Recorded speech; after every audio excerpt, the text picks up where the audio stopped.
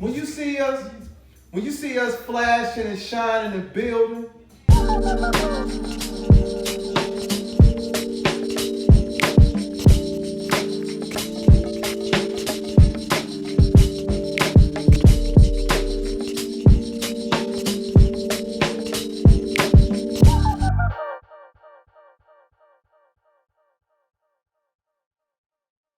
welcome, welcome. Hey man, we back.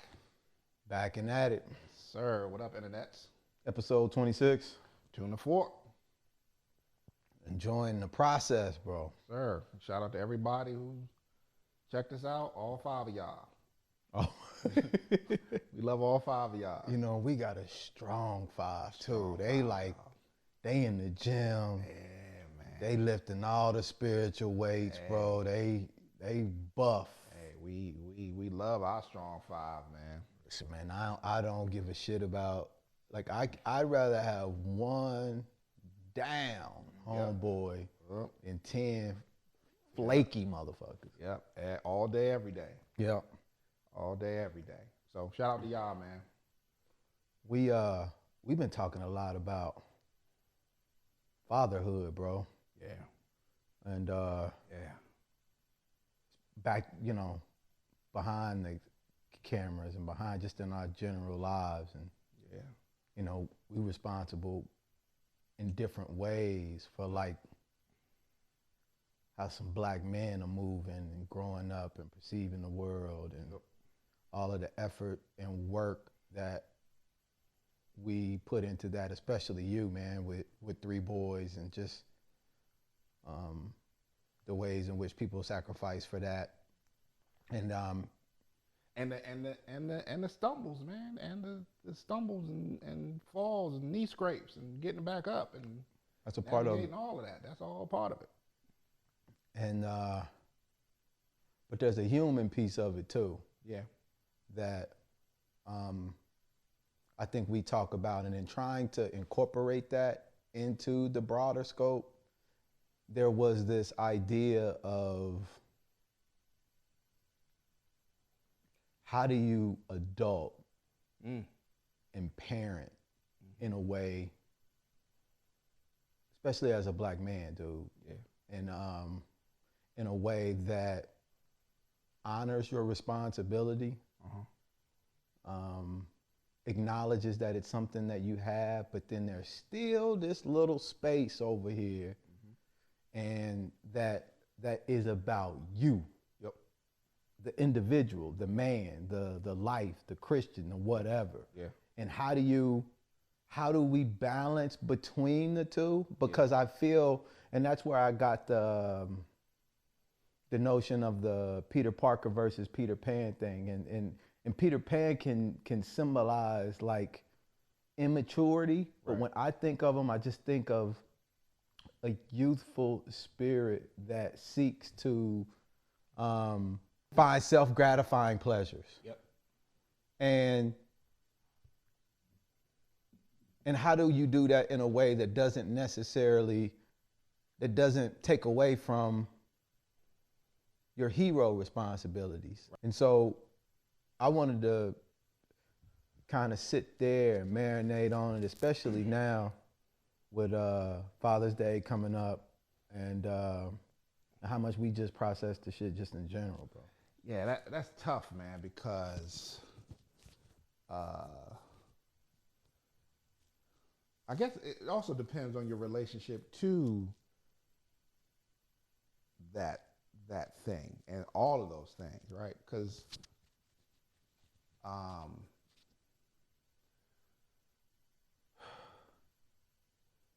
those responsibilities being paramount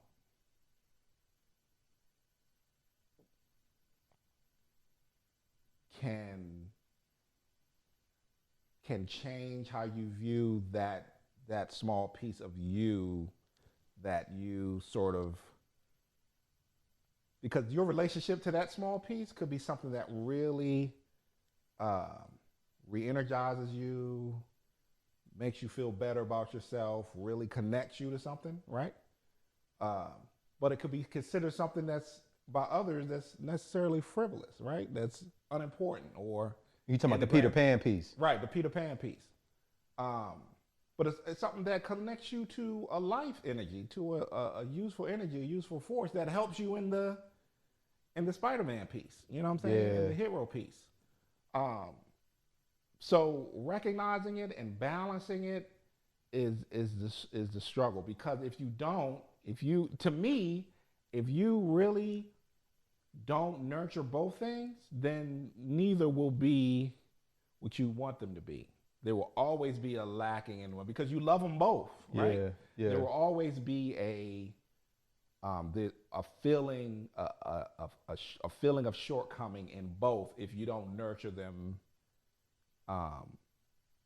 both. If you don't nurture them both, in my mind. And it varies from person to person, thing to thing, whatever the thing is, because you could love to travel, right? That could be your thing.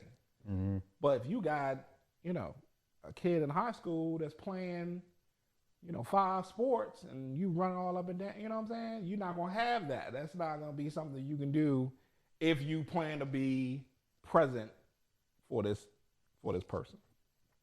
So what do you do? Yeah. How do you mitigate that? You know what I'm saying? How do you handle that?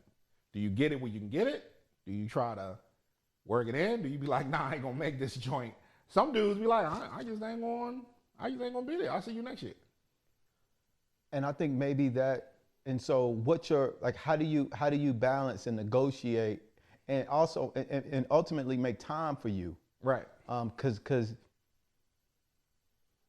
this is something, especially given the amount that you and I speak about this shit, bro. Yeah.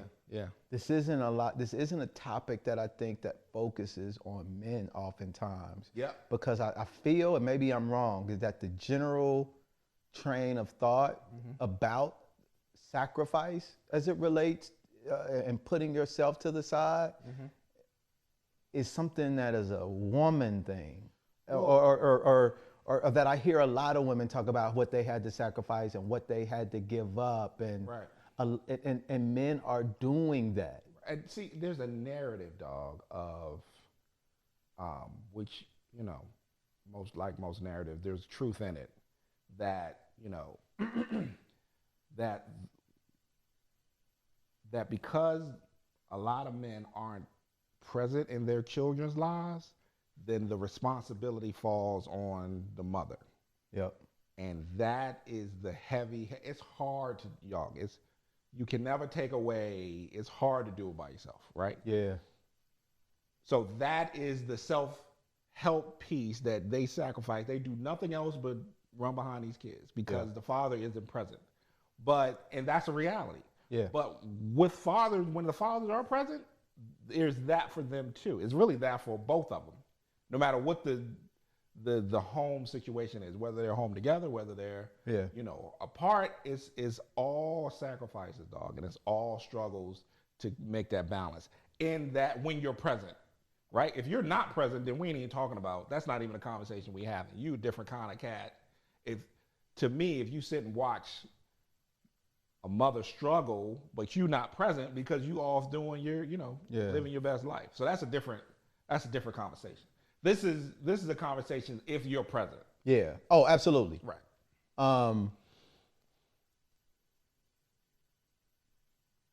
And what the feelings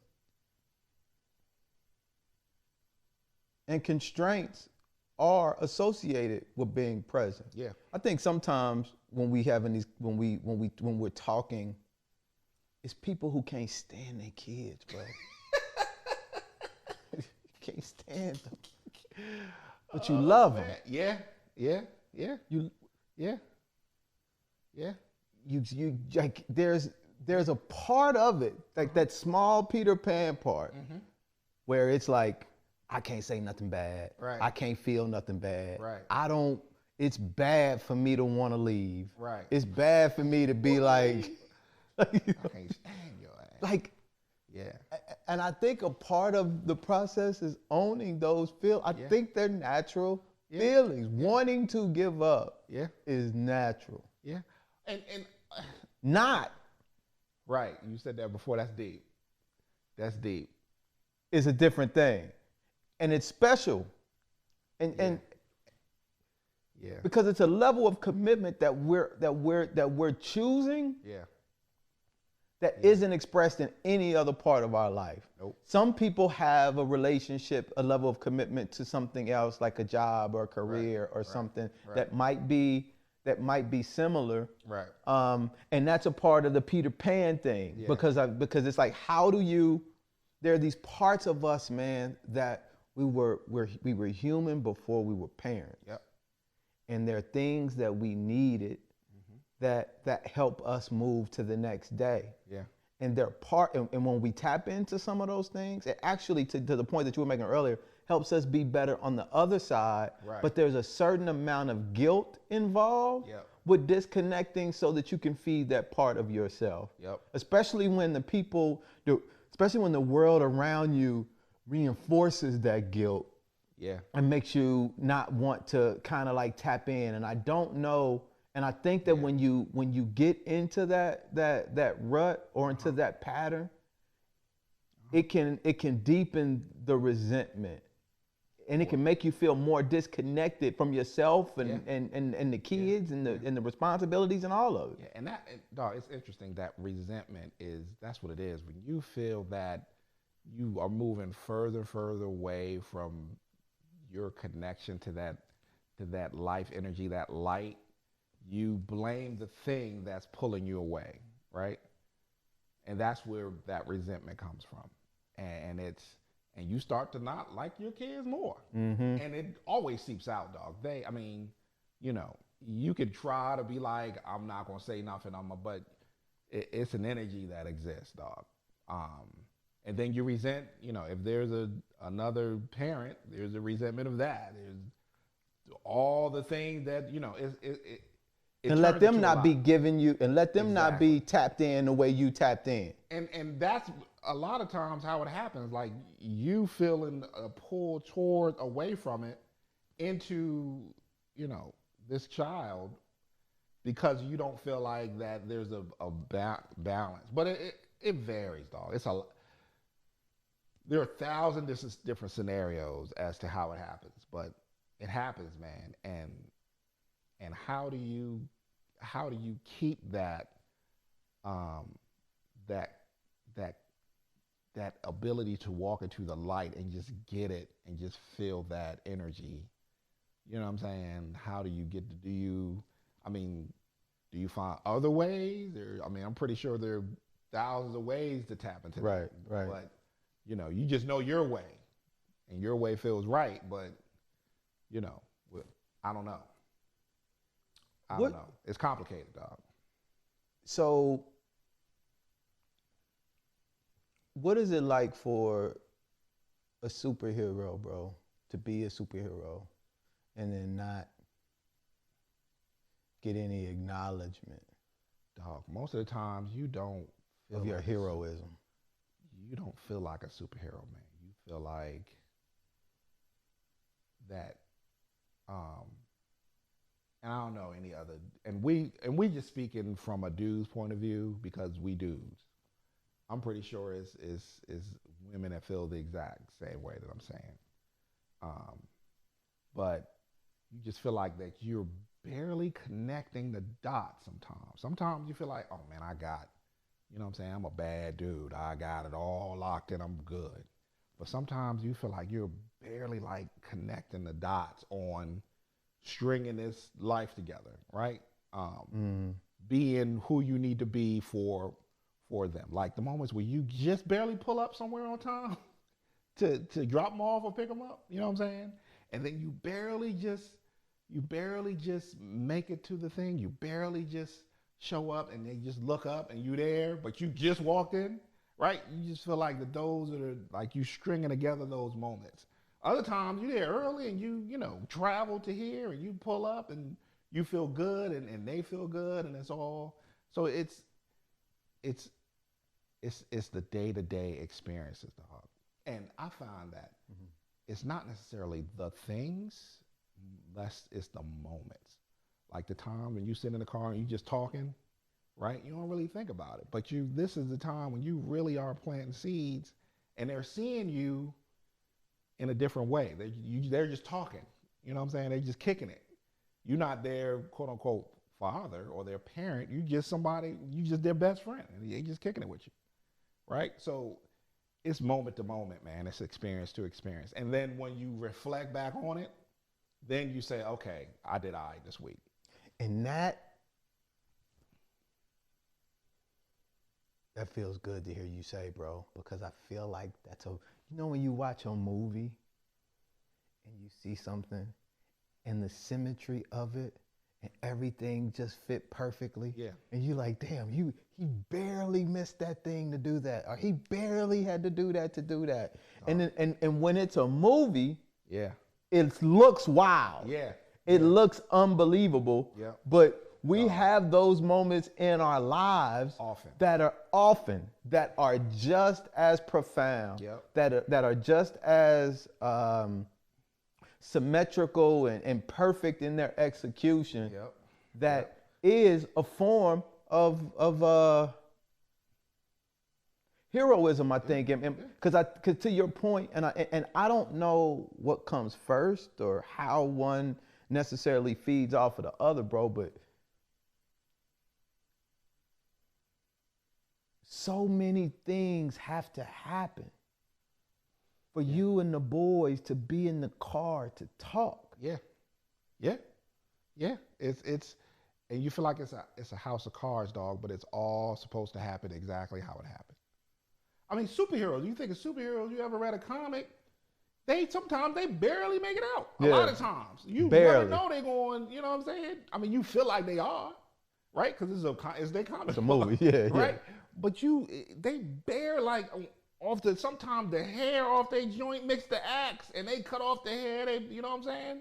So it's the same thing, dog. And that's what I felt when I heard you say you feel like you barely connected the dots, like you barely like. Yeah. And what I feel is superhero-ish is that we get up every day, bro. And I think that there are these small moments, man. Yeah. And that because when we think of a superhero, we think of a motherfucker who can lift a car and get a kid from up underneath, who can fly to another planet and all of this.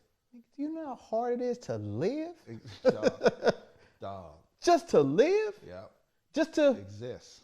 Yeah. Just to be able to go somewhere, extract resources, and then take it somewhere for a tuition. Yeah. And spread it around. And figure it out. And then you do that, and then you wake up the next day and you do it again, and you wake up the next day and you do it again. Yep. Yep. And all of these things gotta happen. Dog. And it's all, I mean,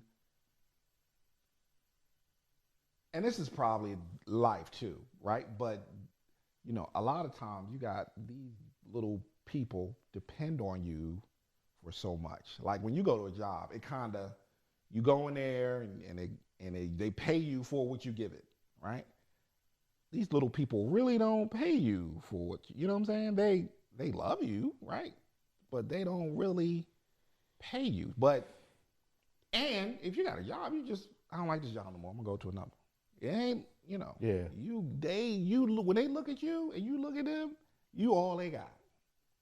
And so that level of understanding, dog, and a lot of times, man, and I promise you, everybody out there and you probably noticed sometimes, man, it's the grace of God that you just like, damn, how did that even happen? Like you get a phone call, you be like, what? You got what? And I could do what?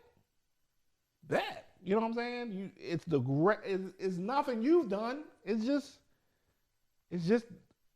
I don't know, man. It's the universe moving around inside of you. Cause you're trying. Cause you're moving it. Cause you trying, you moving towards it, and it moves towards you, man. As a man raising boys, do you have any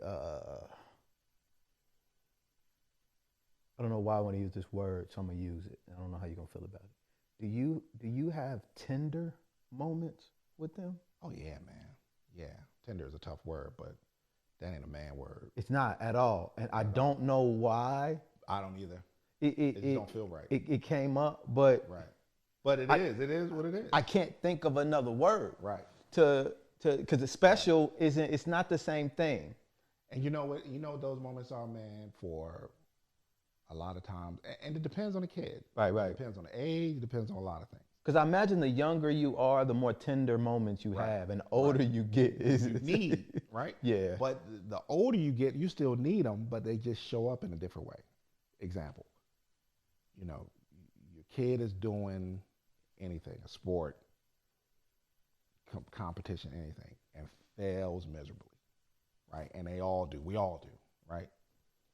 The moment that you walk up to him and he looks at you and he's like hurting, and you recognize that, and you softly say to him, man, it's all good, man. You gave it your all.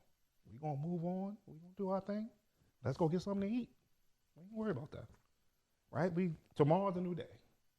Those moments right there where he knows that you're there, like he knows that he knows that you know that he's hurting, and he doesn't like for you to just be there. There's nothing you can say to make him feel better. I mean, you know what I'm saying? All you can do is just be there. Those are tender moments for older, and it probably goes grown men, you can use that. When you see a grown man that's fallen and has done terrible, and you say to him, hey man, look man, it's all good, dog. You want to talk about it, we talk about it. If not, let's just go get a drink.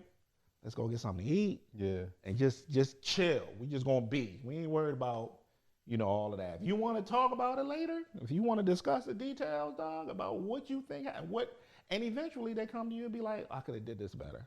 Or I wish I had did this. And I'll be like, well, that's cool with me, but okay, well, we'll work on that.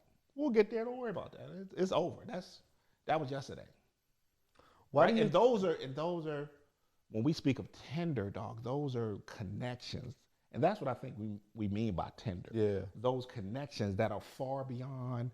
Nobody else can be in that space but you, right? There's nobody else that exists for them but you. Coach couldn't have that space, right? There's a father space that exists, and it's not a come in, let me console you space. It is you're still good. Yeah. You're still worthy, and you're still powerful, and you're still strong, and you're still capable, right? Even though you just failed, right? But you're still, and we're going to carry it like that. And I see that in you. That's when they look at me and I look at them, they see that I see that.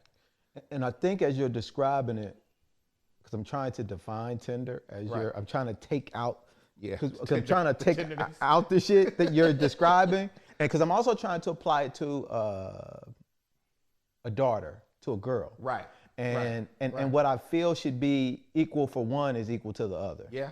Yeah. Maybe the application is different, and which is what I think is helping frame my definition. Exactly. Is the acknowledgement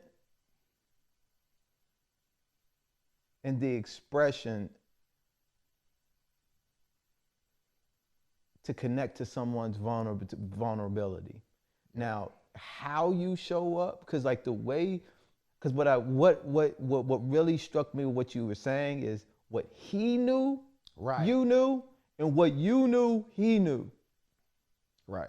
And that awareness on both sides, I think, has to be present in order for it to be tender, and it has to be acknowledged, and it has to be, and that could be, and I think sometimes what makes it not tender, probably often, especially with boys, is that when that shit comes up and there is a vulnerable moment, there's no acknowledgement of it. That's not to say you're ineffective in your response, but there's no acknowledgement of it in a way that says, I see this. Right. And you know what? That comes from, and dog, again, it ain't always been like that. That comes from my own work on understanding, like, that I don't have to, like, when I fall short, I don't have to beat myself up about it. You know what I'm saying? It's not a space, it doesn't have to be a space of, I'm going to pound on you for every mistake that you make. You know what I'm saying? I have to acknowledge and look at that and say, hey man, and say, hey man, it's good. We all right. We gonna get up tomorrow. We gonna make the bed. We gonna do it again, right? But and also for them, it is they like understanding what they need in the moment from knowing who they are, right? You know they're strong, right? You know they're trying, right? You know that they gave it. Hopefully they gave it all they had, and they just fell short. It happens. You know what I'm saying? Understanding that, and they know, like, they know you know what they need, and they know they're gonna get it from you, right? They know they know they feel, and it's subconscious too, because they don't really know, they just feel it. Yeah. But they know when they look at you, you're gonna give them what they need because you've been doing it their whole life, right? So they look for you. The only person that can give them that in those moments is you, and they look. And daughters, I don't have any daughters, man, so I can't speak to it. But I imagine that because you know them, you know what they need, and you know that your daughter might need a hug. Your daughter might need somebody to cover them and put their arm around them and say, "Hey, you still mine." You know what I'm saying? It's still me and you. I don't care what happens. It's still me and you, no matter what. Do you think that so let's say, do you think it's harder for men to show the softer sides of them and express that to their boys when they feel the mom is doing too much of that? So say, you know what I'm saying? So like if somebody's being too much of this, you might want to enter into that space kind of like in a different way, but in an effort to try to balance it out, you and I know in the times when I've done something similar to that, it wasn't effective. So but as you were saying what you were saying about what daughters need, because I know that, like, because boys have this, how do I say this without the black mother force in boys' lives are real.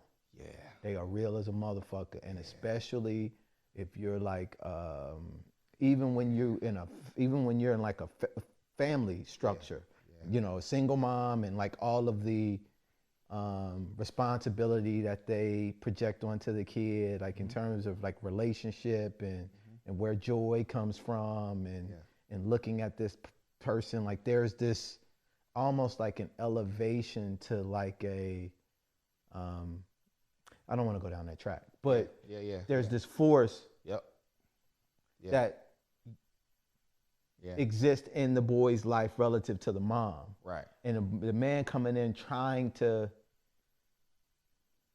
because we're whole people, but sometimes I feel like we have to be something different in contrast to the mom. Yeah, it's interesting, man. And it depends. It depends. There's a lot of factors involved. There is, you know, have you always been there? I mean, in terms of like, you know, and dog, I'm gonna say this. I don't know how this is gonna land, but you know, I would never say that a man doesn't love his child, right, or doesn't care about his child a great deal. But there's a difference between when you wake up with them every day, right, for their whole lives, to when you just kind of come in every whatever's, right? Yeah. And that's circumstantial, right? It's something you can't help. That's something, it is what it is, right? But there's a difference in, you know, from the beginning, how you showed up in that way. So, and it's also, that's why it's layered and complex. There's also situational things. Like when it's something big, like what I just talked about, like there's a huge disappointment, a huge letdown where they feel like a real heaviness about them, and they need you, they're hurting, and they need you to recognize that they're hurting, and then just be there for them, right? Not necessarily, hey, you should have done this, and then you should have did that, and then you should, and not, you know, not sort of coming at that way, but just say, hey man, Sometimes they just need, let's just go get something to eat, man. We just gonna chop it up. You know what I'm saying? But to your point, in other situations, they need to know that there's a different way to handle it, right? There's an emotional response, but then at some point you have to learn how to navigate that emotions. It's okay to have them, but you don't have to exist in them. And I think that's what a lot of times men try to teach them, but it comes off as suck it up, be a man, you know what I'm saying? And men don't cry and all that. But what they're really saying is you don't have to live in your emotions. You can feel it, but you have to figure out a way to keep going, because that's where you grow, is when you feel it and you keep going anyway. And sometimes, and I think that there's, when I... But you have to know you have to know the child in order to mitigate those circumstances. Sorry, I didn't mean to interrupt. No, it's fine. Because there is a contrast between the connection piece and the recognition of what the child needs is a clean statement of it. And I think sometimes women will oftentimes think, I don't want to say that. You see how it caught me? You see how it caught me? This is how you keep shit clean. Because I ain't a woman. Right. Like we said, we can't. Right. So right. let me rephrase that. Right. I'm going to say it without saying it. Say the parent. So here it goes. Emotions come out in a lot of different ways. Yes. And I can have emotional, negative, emotional reactions towards a child without saying, oh, you fucked up, you did this wrong, you did this and that and the third. Yeah. It can be through manipulation. Yep. It could be through controlling and triggering your emotions. The relationship between a boy and a mom is very fucking specific, bro. Yeah, it is. Now, this is something I can speak about. Yeah. And so that is unlike anything else, like a black girl and her black dad, right? Yeah. Like there's something special there. Yeah. People try to say that it's something unique. Yeah. And so when a black man is trying to have interactions and try to redirect and parent and offer guidance in a way, a part of what is being challenged, a part of the challenge, I should say, is what the mom's reaction to everything is as well.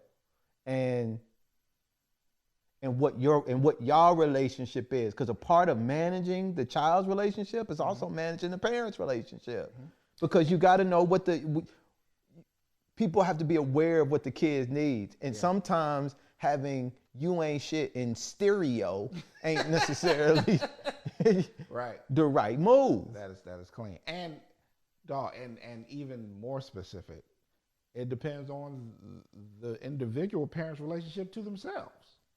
And that's where that comes from. Like it is a, it is a reflection of who you feel like you are and how it seeps out and how you interact with them. Because like I said, I ain't, because of where I had to sort of navigate to, it made me have a different, because of how I adjusted and continue to adjust my relationship with myself, it made me have a different relationship with what their emotions are, right? So, but if you don't make those adjustments, then every piece that you're struggling with yourself, it's gonna come out to them and in them. Yeah. Everything that you like hate when you look in the mirror and you struggle with, and you don't really realize the damage that you do to yourself is the damage that you're gonna eventually do to them. And you love them more than anything, right? And you love yourself, but you can't, because you don't recognize what's happening in yourself, it comes right out. And then to your other relationships. And I think some of that shit has to do, bro, with tapping into that Peter Pan side. Yeah. And because we are human. Yeah. First. Yep. And and there is, and I was watching this, our society, I was reading, I was lying, I was watching this dude talk, this doctor, and he was talking about psychologists. He was talking about how our society is shifting because people are waiting longer to have children. And there's this syndrome, like the helicopter syndrome, and he wasn't really necessarily using that, but what he was saying is that throughout our history, people generally had kids at a younger age, which had built-in neglect. And there is a healthy amount of neglect that children need in order to grow. That's deep. And the older that you get, the less likely you are to neglect your child. Right. And that's deep. Because you want to control, or you want to mitigate as much risk as you possibly can for a child. That's not healthy. It's also another reason why, in the same thing I was watching, why a lot of kids now are having nut allergies. That wasn't some shit and different kind of allergies and all this, because the kids aren't spending time outside. They're not being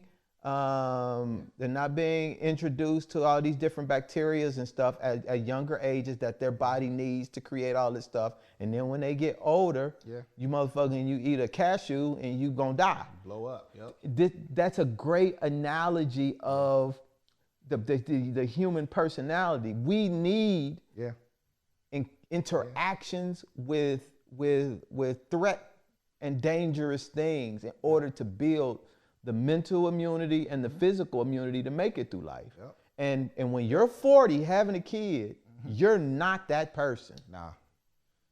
You ain't walking nowhere by yourself until you old enough to drive. When we were young, bro, I used to walk to the store, and then we would say times are different. We make all these excuses as we get older.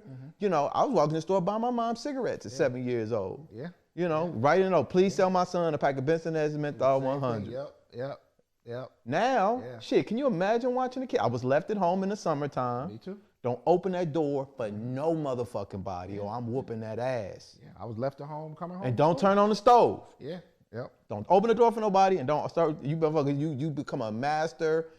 Bologna and cheese sandwich, peanut butter sandwiches, and all of that. And you had to figure it out. You had to figure it out. But there was a healthy amount of neglect that was present. That we had to learn how to overcome. And so. And a part of it. And one last thing, bro. I enjoyed it when I was younger, but I didn't connect the dots until I got older. My mom and my stepmom, my brother's mom, used to have parties, bro, on Fridays, and like car parties and shit. And the family bring their kids over. I take y'all motherfucking ass upstairs. We be upstairs, dude, coming up with dance routines, listening, you know, dressing up to like do like a LL Cool J or something like that. But the parents found ways of taking care of themselves and feeding them parts of themselves. You know, they be downstairs playing Anita Baker and shit and smoking weed and doing all the stuff that they did because they know, like, I'm working my ass off, motherfucker, on Friday night, we kicking it. On Saturday night, we kicking it. And my kids upstairs. They upstairs. Right. We sneak down and watch them like doing their little grinding and all of that and run back upstairs. Laughing and it's all smoky. So now, am I a piece of shit? But in 2021, if I bring people over and drink and have them smoke some weed with my 10-year-old upstairs, probably. Like, probably. Yeah, dog. All those are spot on, man. I don't know, and also we don't exist in spaces where we even, I don't even know, man, even interact that way. And we so spread out as people, and I'm pretty sure it still exists some places, right? But a lot of times we so spread out all over the place that we don't even, like, neighborhoods aren't neighborhoods anymore. Like, it's not even, so I don't know, man. And you're right, there's a healthy amount of, you fall, you got to get up and figure it out. You know, you fall down the steps, whatever happens to you, you got to figure it out. And I was the same thing, man. I would come home after school in second grade alone. Like I would have to open the door and come in the spot, open the door up, lock the door back. It'd be something in there on the plate, on the stove, covered up. I would have to get that joint and eat a sandwich or whatever have you, and sit and watch Marine Boy and all them, and I'm chilling. And that was out of necessity. Yep. And we're okay. And now, like so even though we're dispersed, and the reason why, and I hope that the spirit in which this topic is even, discussed is one that we're saying, well, we're really just trying to figure out ways to tap into all parts of us. Yep. And to not say that, oh, this Peter Pan, this little boy, this motherfucker, you could be 50 years old, bro. Yeah. Like playing video games. Yeah. If that's your motherfucking thing, bro, if that makes you feel good, that ain't my shit. But if that's your shit, have at it. Enjoy. It could be DJing. Yep. It could be hiking. Yeah. It could be getting in the bikes. Right, yeah. I had a homeboy. Yeah. I got a homeboy who used to be in a motherfucking remote control helicopters. Yeah. Cars, all the cars. Like in these cars, I thought I'd never seen the helicopter. He got a $5,000 remote control. That's for crazy. A helicopter. And you still had to buy the I'm like, wait. Right. The control don't come, the helicopter don't come with the control. I got to buy the control too. No. But whatever you, so when you find people who are passionate about things and who spend time and devote energy to it, when they have families, you got to find time for yourself. You just do. If you're not, your parenting is suffering. Yep. Period. That is right. And if that is right. And if you spending too much time over here, Peter Pan, then you ain't saving. Right. What are you doing? Right. What are you being better for? It's a balance. Right. It's definitely, a balance. And I am, as a man who talks to other men. Yeah.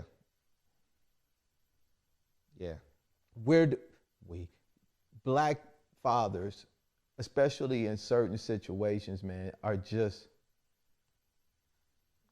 I feel, are neglected. Yeah. I'm not saying that women aren't. Yeah.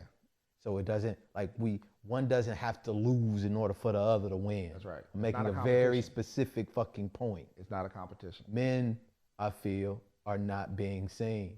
Right. You got fathers, bro, where Father's Day come up, don't get a motherfucking thing.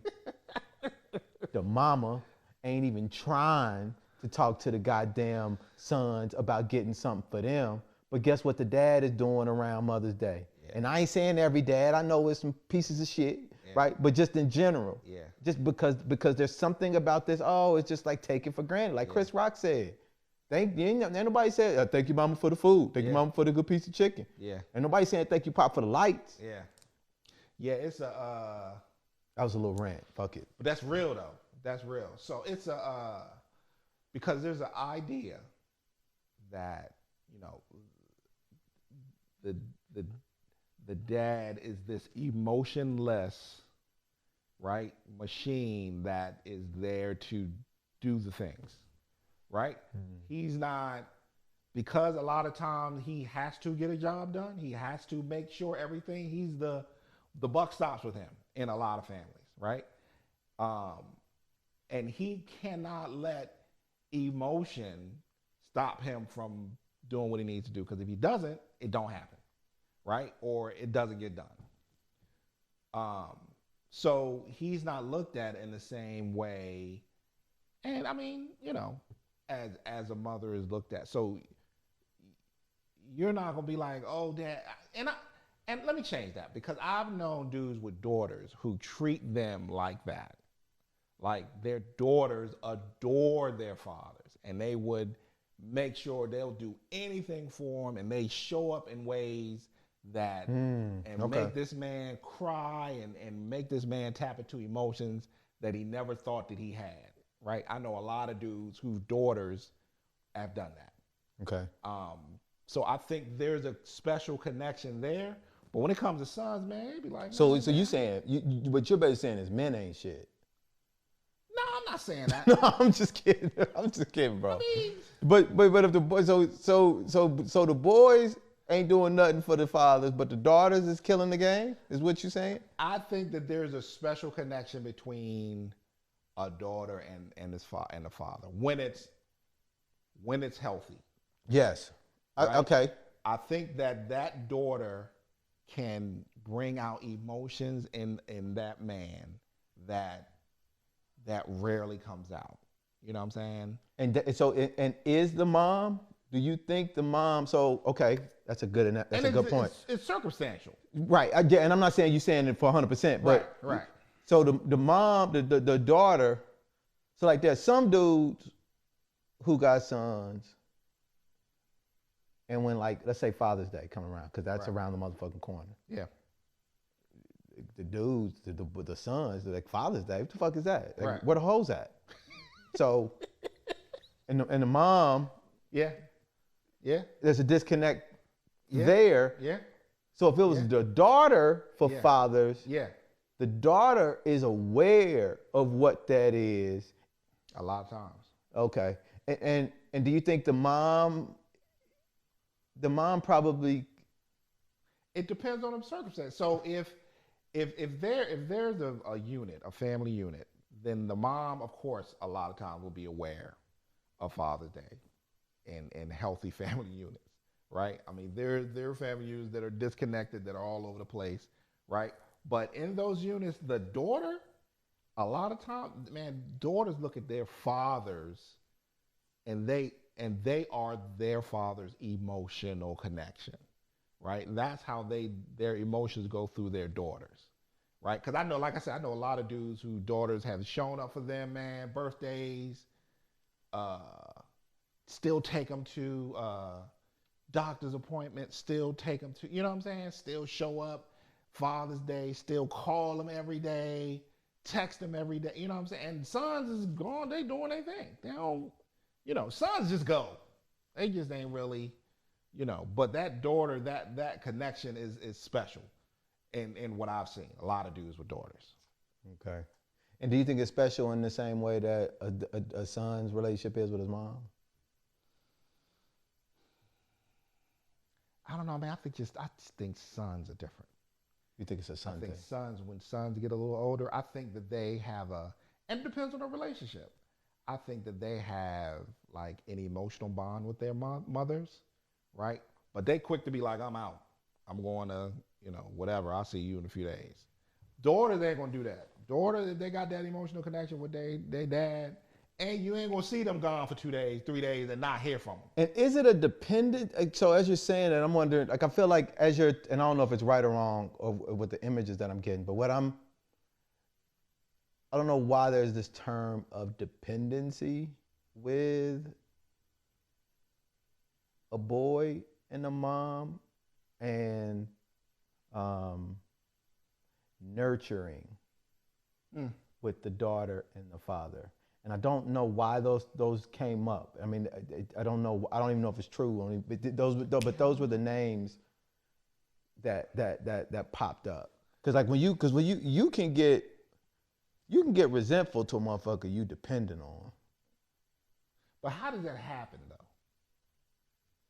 Is there any way to, or is that just too complicated a question to answer as a general answer? And how do you become resentment on somebody who you depend on? What is the disconnect that happens? Because what it tells you subconsciously is that you're not self-sustaining. Like people want to be on their own. It's like if I was dependent on somebody because I didn't have the capabilities to do it myself, I think I would appreciate it, but subconsciously I would be knowing that I'm not where I need to be. Interesting. So so there's a resentment for. I mean, so you would feel like that the person who was supposed to prepare you for that didn't prepare you. Yeah. So that's where the resentment comes in. Yeah, and actually made me dependent on them. So like I'm going on whatever roller coaster they on, and whatever it is that they doing. Right. I can be manipulated through emotion, or I love you, right? You my everything, right? I do anything in the world for you, right? And I was getting ready to go over here, and now because you pulling me with all of this bullshit, I gotta come back over here, and you know, as opposed to like with a daughter and a son thing, I'll be like, baby, you know, how you doing? You good? You good? You good? You got it? And I ain't a woman, right? I ain't been raised by, but as you were saying that, those were the things that were popping up in my mind, because even when you got that, because what you will fight is that. As a like for me, I fought that. Right. So do you think that's less likely for father and daughter, or do you think that is the same, or is it? I don't know, because I think it's just different. As you were saying, it's different between the boys and the girls. Yeah. Though I don't know why dependency popped up. Yeah. When you said. Because the boys ain't dependent. I mean, they are, but it's not an emotional thing. I think for me, it's about what the emotional connection is. Your boys are dependent on you financially, obviously. Right. You know, you fucking driving Miss Daisy, taking them everywhere they need to go, and doing all of this shit, right? Right. They need you. That's clear. Right. But the emotional attachment that they have, to you is probably different than their mom. Yeah. And the relation and the way in which that shows up and the triggers and all of that is probably different. Yeah. I think you're right. But there is an emotional need that they need from their father. There's absolutely. An emotional, like there's something when a man is moving towards being emotionally healthy in how he moves around, then there's a lot that he could teach his sons about that. Because a lot of times we don't get to that, to even the path of emotional health until we're way older, right? And that's why we got on that path earlier, it would make a lot of things a lot smoother down the line. And that's why I mentioned the tenderness question. Right. And that's also why I mentioned the, do you feel like that men have to respond another way? Because there are things that we need that we need to teach, and more importantly, that they need to see from a man. So, and that's why, like, it's the balance with the mom. Like, so let's say the mom wanna pop off. Mm-hmm. She's 100% within her rights to pop off. Right. But because the parents are playing chess and not checkers, right, they might reach out to the dad and be like, yo, this is what's going on. Right. This is what happened. Right. This needs to come from you in this kind of way, because this is a lesson that needs to be taught through a man's energy, words, facial expressions that won't necessarily resonate the same if it came from me. And it's a perspective that you have as a man that will reach him differently than a perspective that I have. And that's why, and so what she does is, because it's a redirect, it's like, she's coming to you and say, okay, you bring him around here.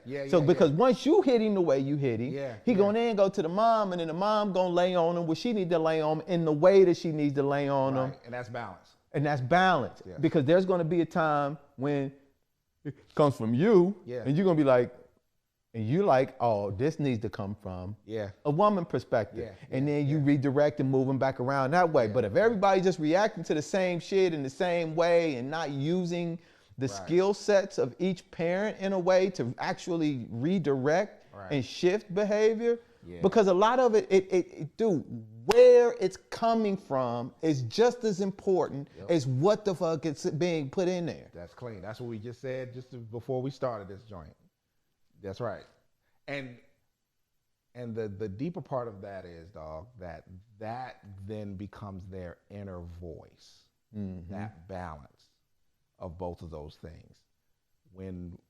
So whatever you like, if it's unbalanced or if it's completely like, and it could be unbalanced from either side. Like you just said, if I come in it and I don't recognize that there's another part of that needs to balance this out and reach out and make sure that these things are happening in a balanced way, then that becomes his inner voice. And that's what happens a lot of times, man. Dudes like have this very suck it up and don't balance it with it's okay.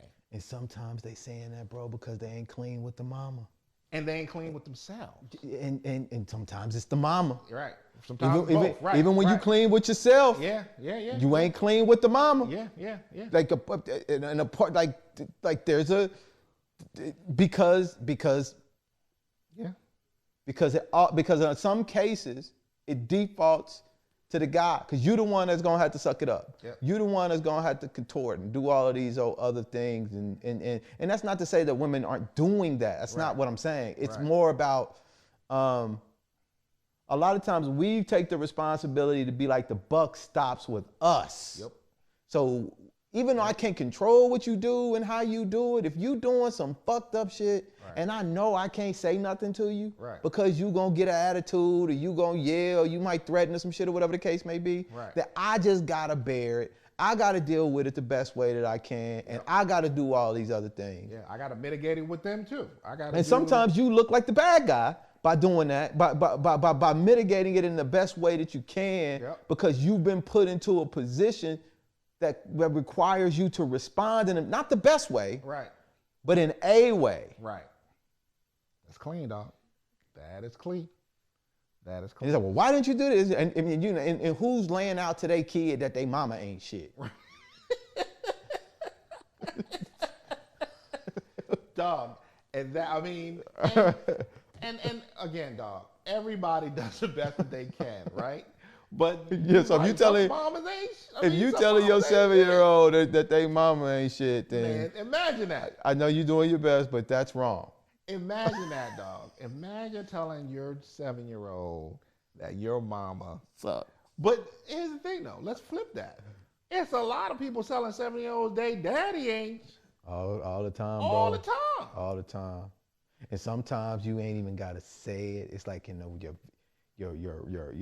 your emotional reaction. Yeah. How do you shift your energy when you see them calling?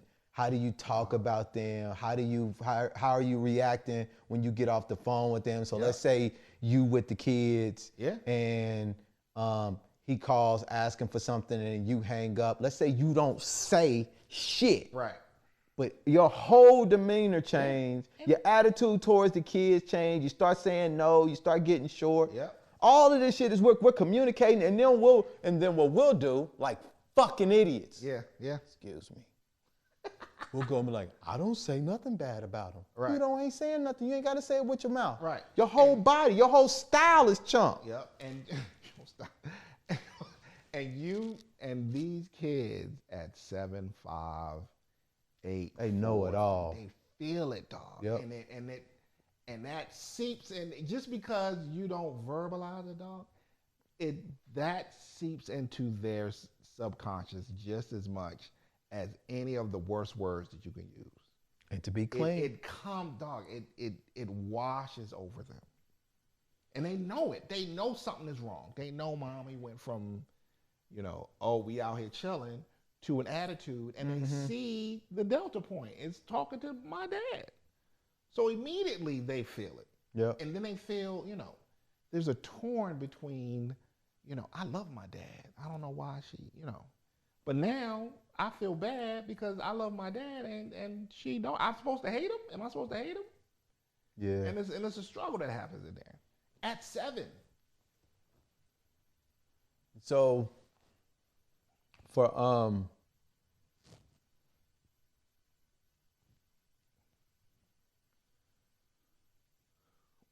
that's a tough one, dog. That was a tough one. I'm really I love truth, man, more than anything. And I know that that's something that shifts, and it's not a place that I necessarily am comfortable landing on, because I think it's more of the pursuit of expanding and growing and all of that. Yeah. But there is this truth that I feel exists now with just black men not being acknowledged. And there's this chatter about,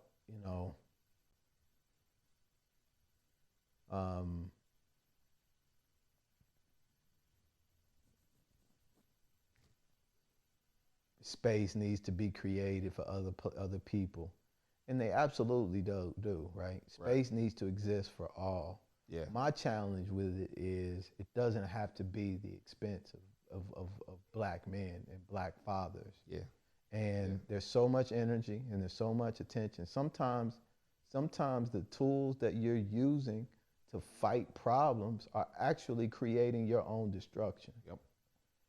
And you got to have something built into your shit Yeah. to recognize that. Yeah. And to make sure that the people in your life who are getting up and who are doing things, man, in a very specific, loving, committed way, is good. Yeah. And I'm not hearing that at all. If your relationship didn't work out, you got motherfuckers up because a relationship didn't work out, that the person ain't a good father and all of that old kind of shit. And it's like, it's so easy for us to dump these bullshit stories about, man, I know every man I know is in their kid's life, bro. Yep. Every man I know is contributing financially, contributing with their time, with their energy, with their resources. Yeah. And I ain't shit because I ain't with you. Yeah. Yeah. You know what I'm saying, dog? And we got a world that just makes them kind of statements and responses okay, bro. And I'm not fucking okay with that because it's not true. Yeah. And then it makes us feel, I know what we talk about, dude, as men on the back end about this pause with this bullshit, you know, and the challenges that we have. Yep. You know. And dog, it's tough because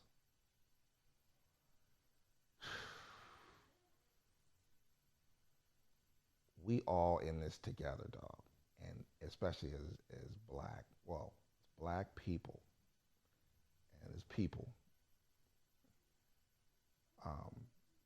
we won't, until we get better with ourselves, dog, and understand that we are as strong as the strongest and as weak as the weakest. And we need to make sure that we are approaching it that way and not feeling like that we are more of a victim than the other, or more of a champion than the other, because we all in this, and especially when it comes to parenting, man, we have a sacred job to do, and we have to we have to be better ourselves to be better for them. And being better ourselves will help us better interact with each other and better instilling these kids, because this world is hard out here, man. And when you coming from a place and you have all this internal struggle in you because of the things that were given to you by people who had their own stuff that ain't your stuff, you're gonna get enough of your own crap. And now you gotta deal with crap that people have dumped into you because of their crap. Dog, you gotta deal with your shit. And whatever happens, man, outside of that, you got a responsibility and an obligation to these people who you say, these small people who you say you love. And the part of that is to be the best you can be. And we're all in this together, dog. Black people, black men, black women have to understand that we don't do nothing without each other. It cannot happen. We have to do this together. And we have to understand that we are all struggling together. We're all triumphant together. We're all doing better together. We're all doing worse together. There's no separation. There's no you get more than me or you get less than me. It's not there. Shahrazad said, I love her. Yeah, she go hard, dog. Actually, she said disagreeing is a luxury. And we walking around here and fighting and bickering and all that old kind of shit. And she was like, that's a luxury that we're not going to always be afforded. Yeah. Motherfuckers got to figure out how to figure it out. Yep. Because this going to my own separate corner is not sustainable. Nah, it's not. We are vulnerable when we're separated. We're not stronger. I don't give a fuck what book you read about how to live your best life and about how much you don't need a man or about how much you don't need a woman. Yeah. That's a goddamn lie. Yep. We are, now you can structure arrangements, but we need each other. Dog, critical. There's no other way. There's no other way. There's no other way.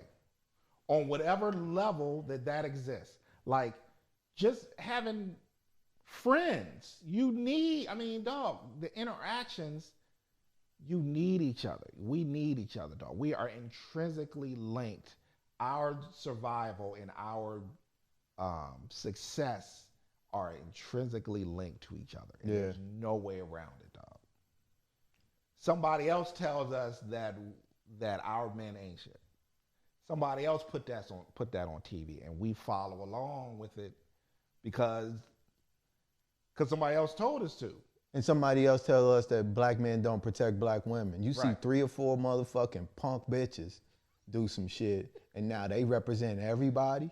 Yeah. Like now there's a whole story wrapped around how we don't protect black women. And dog, we and never to negate the experiences of abuse and what that fuckery and that sucker shit, right? And how that exists. But that's not how, like, it's almost like, to me, it feels like that the worst in us is how they see all of us. Yeah, and how we Right? see ourselves. And how we see ourselves. We know when we see a dude who's at his worst, we don't celebrate that. Like, we don't be like, oh, you did, oh, you choked her out, oh, that's cool, dog, you the man. That ain't how we interact. We know that he ain't. We feel the same way that they do, right? So recognize that that's the worst. Just like it goes both ways. There's the worst in women that exists. It's the same thing, dog. That's just the worst in all of us. It's wild. It's wild. But, dog, the sun still shines. The sun still shines, dog. Man, and it's a beautiful day Tomorrow, today. always, man. We gonna get it right, dog. We changing. We here to get it, to change it, to adjust it, to recognize it, and to heal, man. Yeah. Happy Father's Day, man, to you, bro. You too, man. I appreciate our friendship and watching you parent, man, be a dad and navigate all of the things associated with that is a pretty special thing, man. And I get to have a front seat to it as well, and it reinforces my faith in black men, dude, and this idea that we have to be perfect, and if we're not, then we've got to bear the responsibility of these negative narratives about us just aren't true. Motherfuckers are showing up, man. They doing their best. Yeah. And they fucking up, but they getting a lot of shit right too. Yeah. So Yeah. a part of Tune the Fork is saying, hey, look, we gonna tell both sides of the story. Yeah. We just ain't gonna say that we ain't shit. Right. Because that's a part of the story. Yep. But in each individual life, we ain't shit. So everybody who's saying we ain't shit, guess what? Y'all ain't shit either. That's right. That's right. That's right. And again, dog, the beauty of it is, dog, you always, if you can open your eyes the next day, you got an opportunity to do it different, dog. You won. And again, you ain't gotta get it right every day, but you just gotta try, man. Something. Try to navigate, try to change, try to switch the algorithm. At least a little something when you open your eyes. That's it. And a part of it too, man, and is that Peter Pan thing, and making sure that you make time for yourself. There are these huge shifts that take place when you make small changes. Yep. And implementing, making time for yourself, and just trying to figure out how you can tap back in if you feel lost.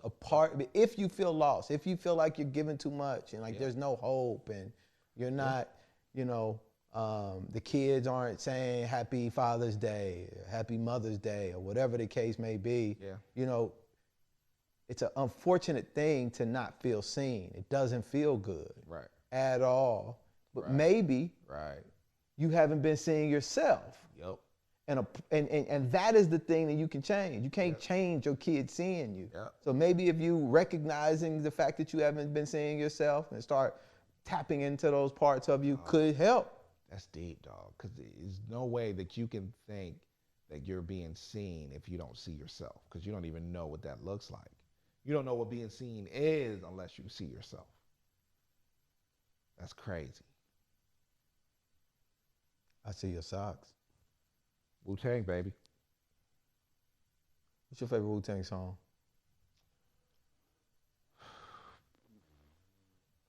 I don't even know if it's a song, dog. It's Back to Deck verse. We talked about this shit before. Simple then. Oh, cash rules everything around me. Quick, get the money. Yo, 22 long, hard years, still struggling. Survival got me bugging. I'm alive on the rival. Deep at the shape of the street. Stay awake to the ways of the world, cause shit is deep. A man with the dream, plans to make cream. Fail with the jail at the age of 15. Young buck, selling drugs and such, who never had much. Trying to get a clutch of what I could not touch. Court played a short, now face incarceration. Hasten, going upstate, my destination. Handcuffed the back of a bus, 40 of us. Life at the shorter, be so rough. Had the world turn, I learned life was hell. Living in a world no different from a cell. Every day I skate with Jakes, giving chase, selling bass, smoking bowl in the staircase. Though I don't know why I chose to smoke cess. Guess that's the job when I'm not depressed. Or I'm still depressed, so I ask, what's it worth? Ready to give up, so I cease to all earth. Come on, explain, working hard, helps you maintain. Learn to overcome your heartaches and pain. You got stick-up kids, corrupt guy, crack rock, straight shots, all on the block, it stays high. Leave it up to me when I be living proof. To kick the truth to the young black youth. Shorty running wild, smoking cess, drinking beer. He ain't trying to hear what I'm kicking in his ear. Neglect this for now, but yo, got to be accepted. What? Some people would say triumph, and that's because they posers. It's like You don't think- saying Triumph is the best Wu-Tang song or Cream is like saying I Want You is his best is Marvin Gaye's. Nah, man. You Like, wouldn't even put what's the joint? The Liquid Swords joint. You wouldn't put that up there? that's Jizza. Oh, is it? Triumph is a great record, dog. It's cool, Triumph is a but it ain't this one. That motherfucker says, "You want a pound crab? Nah, let his hand swing. I oughta punch a hole in his palm with these pointy ass rings." No more said. Knew your chump ass was dead when I saw the 4-4 reflecting off your shiny forehead. That's it, dog. I guess you just nailed it, dog. We see y'all next week. Thank you, bro. Appreciate you, man. Holla. Peace.